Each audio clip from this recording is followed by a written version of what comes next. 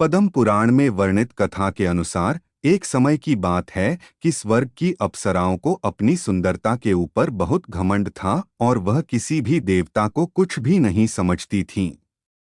फिर जब यह बात ब्रह्मा जी को पता चली तो उन्होंने एक ऐसी कन्या का निर्माण किया जो कि अप्सराओं से ही नहीं बल्कि तीनों पूरे ब्रह्मांड में सबसे ज्यादा सुंदर थी।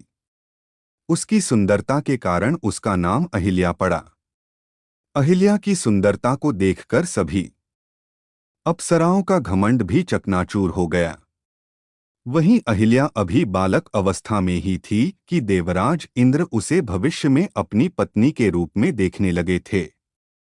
परंतु परमपिता ब्रह्मा ने अहिल्या को उस समय के महान ऋषि गौतम के पास अपनी धरोहर के रूप में छोड़ दिया था। गौतम ऋषि के पास रहते हुए अहिल्या वयस्क हुई तो सभी देवता, राक्षस, नाग और मनुष्य उसे अपनी पत्नी बनाना चाहते थे, परंतु इनमें से किसी की भी हिम्मत गौतम ऋषि के आश्रम में जाने की नहीं होती थी। फिर जब अहिल्या युवा हुई तो गौतम ऋषि ने उन्हें परमपिता ब्रह्मा जी को वापस लौटा दिया। अहिल्या के वापस आने के बाद ब्रह्मा जी अब यह सोचने लगे कि अहिल्या का विवाह किसके साथ करें। उन्हें सारे जगत के देवता, नाग, मनुष्य अहिल्या के लायक नहीं दिखे और फिर ब्रह्मा जी को गौतम ऋषि की याद आई, क्योंकि उनके मन में अहिल्या के साथ रहते हुए भी कोई भी विकार नहीं आया था।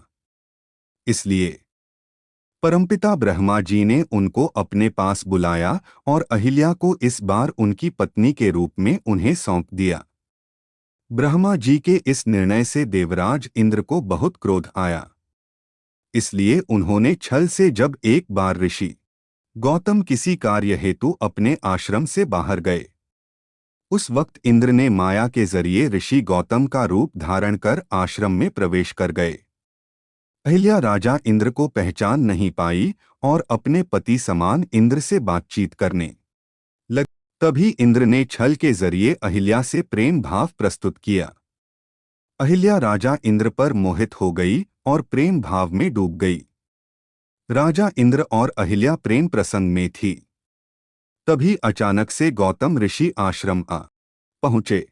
आश्रम में हूबहू गौतम ऋषि देखकर समझ गए यह कोई मायावी है। उसी वक्त गौतम ऋषि ने क्रोध में मायावी इंद्र को नपुंसक होने का श्राप दे दिया। साथ ही धर्मपत्नी अहिल्या को पत्थर रूप में परिवर्तित कर दिया। गौतम ऋषि के श्राप से स्वर्ग के देवता चिंतित हो उठे।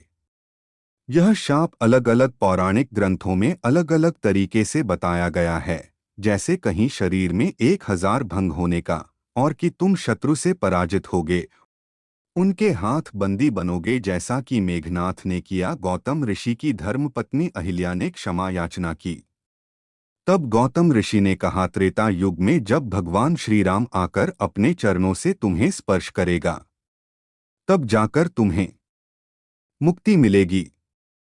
त्रेता युग में श्री राम के चरणों के स्पर्श करने से अहिल्या को सजीव रूप प्राप्त हुआ। इसलिए कभी भी पराई स्त्री से संबंध नहीं बनाने चाहिए, क्योंकि पराई स्त्री से यौन संबंध बनाने पर आधा नहीं पूरा पाप आपको ही लगता है। तो दोस्तों, कैसी लगी हमारी वीडियो? अगर अच्छी लगी हो तो वीडियो को लाइक, कमेंट एंड शेयर जरूर करें और हमारे चैनल को सब्सक्राइब करें।